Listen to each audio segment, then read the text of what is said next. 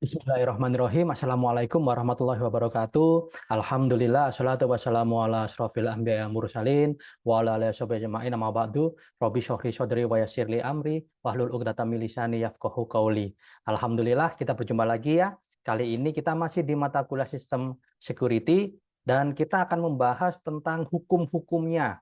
Jadi kalau kemarin kita sudah membahas tentang bagaimana caranya mendeteksi atau mengetahui celah keamanan dari sebuah sistem, ternyata tindakan kita itu memiliki dampak hukum ya, dan di Indonesia sudah ada hukumnya. Jadi ini perlu saya jelaskan agar kita semua berhati-hati.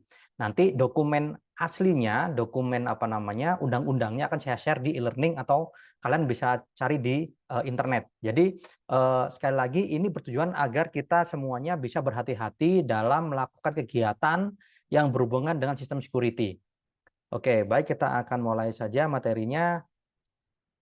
Nah, oke ya, kita membahas tentang Undang-Undang ITE dan nanti akan saya tambahkan dengan Undang-Undang Perlindungan Data yang baru saja disahkan tahun 2022 kemarin. Baru saja. Oke, Undang-Undang ITE ini Undang-Undang Informasi dan Transaksi Elektronik. Ini mengatur tentang penggunaan teknologi informasi dan transaksi elektronik di Indonesia. Versi awalnya tahun 2008, Undang-Undang Nomor 11, kemudian direvisi menjadi Undang-Undang Nomor 19 tahun 2016. Ya, oke. Nah, ini ada beberapa hal yang menurut saya nyerempet-nyerempet dengan aktivitas kita di sistem security. Ya, di pasal 27 itu ada pasal yang berbunyi setiap orang dengan sengaja dan tanpa hak. Hati-hati ya, dengan sengaja dan tanpa hak mendistribusikan dan atau mentransmisikan, mengirimkan maksudnya, dan atau membuat dapat diakses informasi elektronik, di-share publik maksudnya, dan atau dokumen elektronik yang ayat 1 ayat 1 memiliki muatan yang melanggar kesusilaan, ya, pornografi maksudnya. Hukumannya adalah penjara paling lama 6 tahun atau denda paling banyak 1 miliar rupiah. Ini hukumannya ada di pasal yang lain di bawah-bawah. Ini saya rangkumkan untuk Anda ya, biar gampang belajarnya. Kemudian yang di ayat 2 memiliki muatan perjudian. Ya, ini yang slot-slot itu ya, Zeus itu hati-hati. Itu hukumannya adalah penjara paling lama 6 tahun atau denda paling banyak 1 miliar rupiah. Kemudian ayat 3 memiliki muatan penghinaan dan atau pencemaran nama baik, hukumannya adalah penjara 4 tahun dan atau denda paling banyak 750 juta. Dan terakhir ayat 4 memiliki muatan pemerasan dan atau pengancaman, itu hukumannya penjara paling lama 6 tahun dan atau denda paling banyak 1 miliar rupiah. Nah, yang harus Anda perhatikan ya, kalau kita berhadapan dengan hukum, berbicara dengan hukum, perhatikan kata per kata. Ya, itu implikasinya atau efeknya bisa berbeda. Contoh, di sini setiap orang dengan sengaja dan tanpa hak. Berarti kedua hal ini harus terpenuhi. Sengaja juga tanpa hak. Misalnya Anda nggak sengaja, tapi Anda juga nggak berhak. Misalnya nggak sengaja Anda nge-share dokumen yang ternyata ya itu berimplikasi kepada atau berimbas kepada penghinaan atau pencemaran nama baik. Anda nggak sengaja nge-share dokumen elektronik atau informasi elektronik, ya, maka Anda bisa dituntut nih. Tuh. Ini kan kalau sengaja, kalau nggak sengaja bagaimana, Pak? Tetap dituntut. Karena apa? Tanpa hak. Ya, ya paling-paling nanti hukumnya bisa dikurangin lah. Nah, gitu kan hukum di negara kita bisa dinego lah, aman ya. Oke. Jadi ini kata-katanya adalah kata-kata multitafsir, biasa disebut dengan pasal karet, bisa ditarik ke sana kemari tergantung yang menarik. Kemudian dan nanti kita lihatlah di belakang ya. Sulit ngomongnya. Pasal 28, setiap orang dengan sengaja dan tanpa hak, lagi-lagi ya, sengaja dan tanpa hak menyebarkan berita bohong dan menyesatkan, hoax, ya, yang mengakibatkan kerugian konsumen dalam transaksi elektronik. Hukumannya penjara 6 tahun atau denda paling banyak 1 miliar rupiah. Yang ayat 2-nya, informasi ditujukan untuk menimbulkan rasa kebencian atau permusuhan individu dan atau kelompok masyarakat tertentu berdasarkan atas sara. Ya, hukumannya penjara 6 tahun atau denda paling banyak 1 miliar rupiah. Perhatikan redaksinya, ya. menimbulkan rasa kebencian atau permusuhan. Jadi kalau kebencian saja itu bisa dituntut sudah. Atau permusuhan saja bisa dituntut. Tapi aneh ya, permusuhan nggak ada kebencian. Ya nggak mungkin ya. Gitu. Tapi di sini operatornya atau. Nah, selanjutnya operatornya dan garis miring atau. Artinya nih ini bermakna ganda. Bisa permusuhan individu atau kelompok masyarakat tertentu. Bisa permusuhan individu dan kelompok masyarakat tertentu. Nah, itu hati-hati. Jadi itu lebih skopnya lebih luas lagi. Hati-hati ya.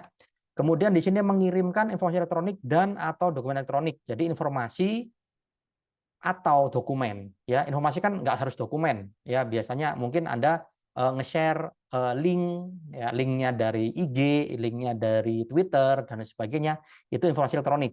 Kalau dokumen elektronik kalian nge-share dokumen bentuknya, misalnya SK, surat keputusan menteri, surat keputusan ini, yang mana itu akan menimbulkan ancaman kekerasan atau menakut-nakuti yang ditujukan secara pribadi. Jadi itu mengancam. Contohnya apa nih? Pinjol ya. Pinjol itu kan dia mengancam nasabahnya yang nggak bayar-bayar ya secara pribadi dengan akan diancam apa nge-share apa namanya informasi pribadinya si nasabahnya nggak bayar-bayar tadi. Sebenarnya itu bisa dituntut dengan penjara 4 tahun atau denda paling banyak 250 juta rupiah gitu ya. Jadi hati-hati ya. Nah, oke, pasal 30 saya lompatin ya. Ini yang penting-penting aja untuk hubungan dengan mata kuliah kita. Pasal 30 itu ayat 1. Nah, ini dengan sengaja dan tanpa hak atau melawan hukum mengakses komputer dan atau sistem elektronik milik orang lain. Jadi komputernya dan atau sistemnya ya sistem elektronik milik orang lain dengan cara apapun. Perhatikan, dengan cara apapun. Artinya baik dengan cara yang benar, Anda masukin username passwordnya orang benar, kebetulan Anda tahu username passwordnya atau mungkin username passwordnya ditulis sama orangnya, ditempel di monitornya dan Anda tahu Anda login menggunakan itu kan cara benar. Atau dengan cara yang tidak benar, Anda bobol, Anda brute force, Anda SQL injection. Nah, itu pidananya, nah ini penjara paling lama 6 tahun dan atau denda paling banyak 600 juta rupiah. Oke, ya. Kemudian yang ayat 2-nya sengaja tanpa hak mengakses komputer dan atau sistem elektronik dengan cara apapun dengan tujuan untuk memperoleh informasi elektronik dan atau dokumen elektronik. Ngehack maksudnya. Anda ada celahnya, Anda masuk, tujuannya apa? Untuk mengambil informasi elektronik dan atau dokumen elektronik. Contohnya yang kemarin, yang apa namanya, Bank Syariah Indonesia kebobolan ya. Jadi masih hangat itu. Nah, itu bisa tuh dengan ini. Penjara paling lama 7 tahun dan atau denda paling banyak 700 juta rupiah. Dan pasal 3-nya, setiap orang dengan sengaja dan tanpa hak melawan mengakses komputer dan atau sistem elektronik dengan cara apapun dengan nah ini melanggar, menerobos, melampaui atau menjebol sistem pengamanan. Ya, SQL injection masuk di sini, brute force masuk di sini. Anda pakai apa namanya cross site scripting masuk di sini. Anda pakai social engineering masuk di sini. Ayat ini ya. Itu hukumannya di ayat pasal 46 ayat 3 hukumannya adalah pidana penjara paling lama 8 tahun dan atau denda paling banyak 800 juta rupiah. Oke, ya dari sini kita bisa melihat ya kalau paling lama 6 tahun dendanya 600 juta, paling lama 7 tahun dendanya 700 juta, paling lama 8 tahun dendanya 800 juta. Kayak nggak ada dasarnya gitu ya bikinnya. Tapi ya inilah dasarnya dalam undang-undang ini. Dari mana angka 800, dari mana angka 678 tahun, ya itu ya maksudnya sudah digodok lah oleh pihak-pihak yang berwajib ya untuk menggodok ini. Oke, jadi ini perbuatan dilarang ya. Perhatikan sekali lagi operatornya sengaja dan tanpa hak atau mengakses komputer dan atau sistem elektronik. Jadi komputernya saja kena, sistem elektroniknya saja kena, dua-duanya tambah kena, combo ya. Oke, pasal 31 yang ini melakukan intersepsi atau penyadapan. Ingat MITM, man in the middle attack ya. Nah, itu kena di sini pasalnya. Dalam satu komputer atau sistem elektronik tertentu milik orang lain. Jadi kalau Anda melakukan sniffing pakai Wireshark di komputer Anda sendiri aman, nggak kena pasal. Ya ini kan pasal adalah komputer milik orang lain. Ya, yaitu tadi yang man in the middle attack tadi. Jadi orang sengaja mengintersepsi, menyadap ya di jaringan. Nah, itu yang ayat 1, kemudian ayat 2-nya intersepsi dan transmisi yang tidak bersifat publik, artinya rahasia, hanya untuk kalangan tertentu saja. Ini mentransmisikan, jadi mengirimkan, ya, mengirimkan dokumen rahasia siapapun, ya, baik menyebabkan perubahan ataupun tanpa perubahan. Ya, jadi yang tidak macam perubahan, jadi Anda ambil dokumen rahasia, Anda edit ataupun nggak diedit, Anda kirimkan ke pihak lain. Nah, itu kena di pasal ini 31 ayat 2. Nah, 31 ayat 3, kecuali intersepsi dalam rangka penegakan hukum belum selesai atas permintaan kepolisian kejaksaan. Nah, contoh nih, Anda apa namanya punya curiga kepada seseorang, kemudian Anda melakukan intersepsi, Anda melakukan apa namanya pengambilan data atau informasi atau dokumen tanpa sepengetahuan orang itu, ya. Kemudian, oh ya, ini ternyata benar nih, saya curiga bahwa orang ini korupsi nih, ini ada buktinya. Itu ternyata bisa dipidanakan dengan ini, ya, institusi penegakan hukum lainnya bisa dipidanakan dengan ini, ya. Karena apa? Karena tanpa permintaan kepolisian atau kejaksaan. Nah, gitu kan, Anda melakukan secara pribadi, ya, Anda atas inisiatif sendiri. Nah, itu hukumannya penjara 10 tahun, dendanya 800 juta rupiah. Wah, kenapa nggak 1 miliar sekalian, ya? Kayak tadi kan polanya kelihatan. Oke. Kemudian di 32 ayat 1, sengaja dan tanpa hak mengubah, menambah, mengurangi, melakukan transmisi, mengirimkan, ya, merusak, menghilangkan, memindahkan, menyembunyikan dokumen elektronik milik orang lain atau milik publik, ya, informasi atau dokumen, ya. Penjara 8 tahun, paling banyak dendanya 2 miliar rupiah. Yang ayat 2-nya sengaja tanpa hak memindahkan atau mentransfer informasi elektronik dan atau dokumen elektronik kepada sistem elektronik orang lain yang tidak berhak. Jadi Anda ngambil data kemudian dimasukin ke datanya ke sistemnya orang lain yang tidak seharusnya dia mendapatkan data itu, ya. Itu hukumannya 9 tahun penjara atau dendanya 3 miliar rupiah.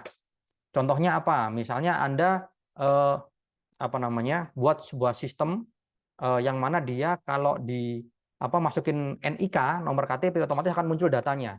Nah, sedangkan Anda tidak memiliki akses yang legal terhadap sistemnya Dispenduk misalnya. Anda punya jalan belakang, Anda pernah punya backdoor dan sebagainya.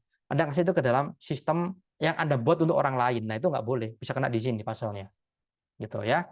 Kemudian, nah ini yang nomor 32 ayat 3, dapat diakses oleh publik dengan keutuhan data yang tidak sebagaimana mestinya, dipotong. Nah, ini yang sering-sering dipakai untuk penyebaran hoax-hoax itu kan. Ada videonya orang di YouTube, dia ngomong apa, kepleset ngomong apa, dipotong, di frame, dikirimkan lah, share lagi lah. Nah, itu bisa di penjara ini, pidana paling lama 10 tahun. Nah, itu denda paling banyak 5 miliar rupiah. Ngeri, ya. Jadi hati-hati kalau Anda yang suka motong-motong gitu, ya, yang pakai short di di YouTube atau di IG, nah itu hati-hati. Kemudian pasal 33-nya melakukan dengan apapun yang berakibat terganggunya sistem elektronik. Baik itu DDoS, baik itu Anda melakukan SQL injection, Anda melakukan brute force, Anda melakukan apapun yang mengakibatkan terganggu sistem elektronik dan atau mengakibatkan sistem elektronik menjadi tidak bekerja sebagaimana mestinya. Hukumannya penjara 10 tahun, dendanya paling banyak 10 miliar rupiah. Nah, contohnya apa, Pak? Misalnya nih, Anda nge-brute force siakatnya UIN, ya, dengan prinsip kalau saya nggak bisa KRS-an, maka yang lain juga nggak boleh ada yang bisa KRS-an. Semuanya nggak bisa KRS-an, di brute force, di DDoS, dikirimin internet gitu, ya. Ketahuan, Anda bisa nih kenakan pasal ini 33. Oke, ya. Jadi itu hati-hati. Anda harus amati kata per kata. Kalau Anda berhadapan dengan hukum, itu harus kata per kata. Karena memang sepertinya ya dibuat seperti itu. Maksudnya multitafsir itu bukan untuk sisi hal yang negatif, ya, tapi untuk agar hukum ini bisa skopnya lebih luas, tidak terlalu terbatas straight gitu. Karena yang namanya manusia ya bisa saja dia ngetrik kayak tadi, ya. Loh Pak, saya kan nggak sengaja bisa ngakses data ini. Oh Pak, saya kan nggak sengaja bisa ngakses komputernya Pak ini, kok nggak di password. Nah, seperti itu. Ya meskipun di password, tapi kan bukan hak Anda untuk mengakses itu. Contohnya. Sehingga Anda tahu ada hal-hal yang rahasia di komputer itu. Nah, itu bisa dikenakan dengan ini. Oke, sekarang perlindungan data pribadi nomor 27 tahun 2022. Ini baru ya. Baru. Jadi ini adalah undang-undang yang melindungi data kita ya. Tentang data kita perseorangan atau dapat identifikasi secara tersendiri atau dikombinasi informasi lainnya secara langsung maupun tidak langsung melalui sistem elektronik atau non elektronik. Contoh, secara langsung apa? Johan, dosen teknik informatika secara langsung. Secara langsung bagaimana? Dosen teknik informatika UIN Malang yang mengajar mata kuliah sistem security pada semester genap tahun ajaran 2022-2023. Ya saya, Johan. Maksudnya gitu loh. Nah, itu secara tidak langsung ya. Nah, ini ada pasal-pasal yang penting ya. Di sini data pribadi terdiri atas bersifat spesifik dan umum. Apa saja spesifik? Ini. Spesifik adalah informasi kesehatan, biometrik, genetik, catatan kejahatan, itu pribadi. Jadi kalau Anda mengetahui ada catatan kejahatannya orang lain, itu nggak boleh diekspos. Ya. Data anak itu pribadi. Pribadi. Ya. Anak saya 3, ngakunya 2. Nah, itu nggak boleh. Itu masuk pribadi. Dan Anda tahu, kemudian ada ekspos itu ke publik. Nah, itu nggak boleh. Ya. Kemudian data keuangan, maksudnya keuangan ya, bukan keuangan. Keuangan pribadi. Ya, Anda tahu rekening saya ada berapa, dan kemudian kasihan, kok cuma sedikit isinya, gitu, nggak boleh ya.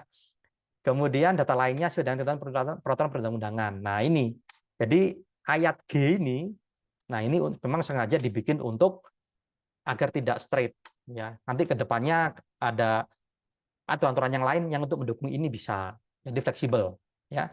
Yang umum apa? Nama, boleh dong semua orang tahu. Jenis kelamin, boleh dong semua orang tahu, ya. Nggak harus ditunjukkan, cukup tahu saja, oke ya. Kewarganegaraan, semua orang tahu. Agama, semua orang tahu, boleh. Ya, kalau di luar negeri, agama itu masuknya private. Kalau di luar negeri ya. Kalau di luar negeri Anda tanya, agamamu apa? Itu Anda sudah melanggar ranah privatnya dia bisa marah. Gitu. Kalau di Indonesia enggak, ini umum ya. Jadi boleh ditanya agamanya apa. Kemudian status perkawinan itu umum ya. Kawin apa enggak nih? Nah, itu umum boleh ya. Nah, kemudian data pribadi yang direkomendasikan untuk mengidentifikasi seseorang ya. Kayak tadi ya, dosen ini enggak nyebut nama Johan tapi spesifik ke arah Johan. Nah, itu ya. Itu sifatnya umum. Oke. Pasal 67 ayat 1 ya. Ini saya langsung lompat ke hukuman-hukumannya ya. Memperoleh atau menguasai data pribadi yang bukan miliknya. Perhatikan, bukan miliknya, dengan maksud untuk menguntungkan diri sendiri atau orang lain. Kalau Anda nggak bermaksud itu, mestinya nggak apa-apa. Ya. Yang dapat mengakibatkan kerugian subjek data pribadi. Ya. Denda pidana paling lama 5 tahun atau denda paling banyak 5 miliar rupiah. Nah, ini bisa dipelajari kemana? Ke yang nagih yang nagih pinjol.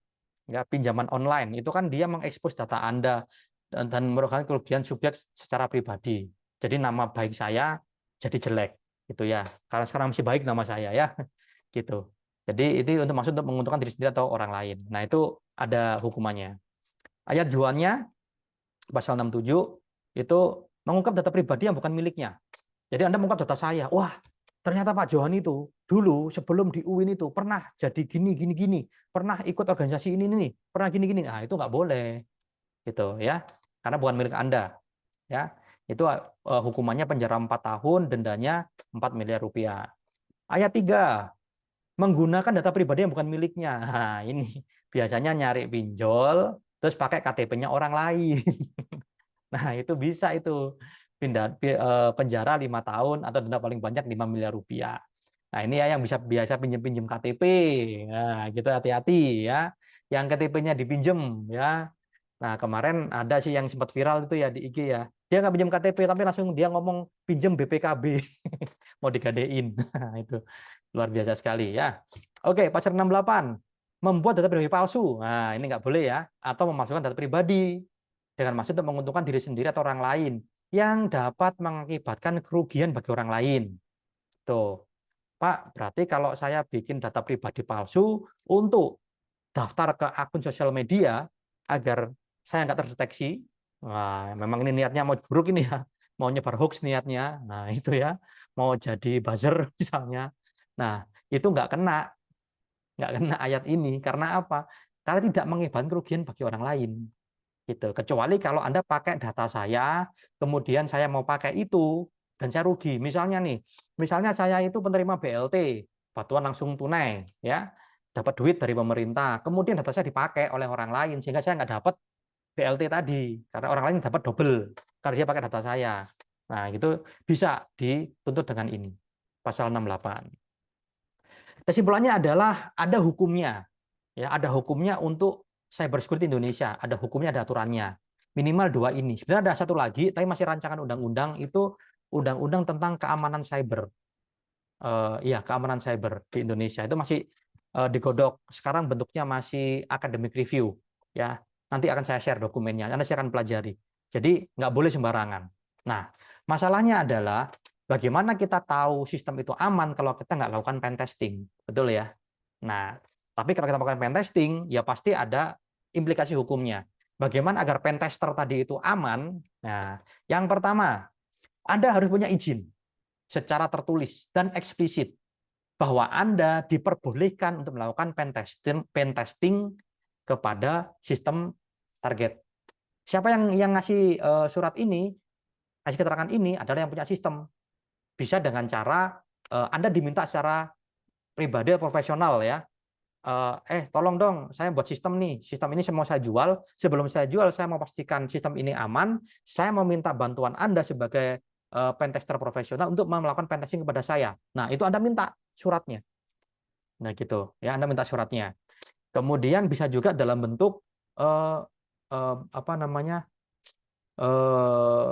Apa itu? Saya lupa namanya. Bug hunter itu loh, yang dia mencari celah kelemahan, dia buka program bug hunting, silakan Anda cari bug di sistem saya, kalau Anda menemukan Anda akan dapat reward dari saya. Nah, seperti itu ya. Jadi itu harus ada izinnya terlebih dahulu. Ya, tadi kan ingat ya, tadi bunyinya undang-undang selalu sengaja dan tanpa hak, artinya tanpa izin. Nah, itu yang nggak boleh. Kalau ada izin, ya boleh gitu ya. Nggak kena pasal-pasal yang tadi. Kemudian berikutnya Anda harus pahami bahwa apa namanya ternyata ada undang-undang yang melindungi hal itu, yang ngurusin hal itu ya. Anda harus pelajari bagian mana. Kalau Anda melakukan apa, Anda bisa kena apa. Nah, itu ya. Tadi sebagian sudah saya jelaskan, nanti silakan Anda pelajari lebih lanjut ya. Kemudian Anda gunakan ethical guidelines. Biasanya pakai OISP atau ISSA. Itu ethical guideline-nya untuk pen tester. Jadi Anda nggak pakai framework Anda sendiri, Anda nggak pakai aturan Anda sendiri. Bagaimana cara Anda masuk ke dalam sistem saya? Tak brute force. Saya nge-brute force pakai 10 komputer selama 1 minggu. Nah, itu kayaknya nggak ada di OISP ya. Nah, itu ada aturannya. Pen testing seperti apa ada aturannya ya.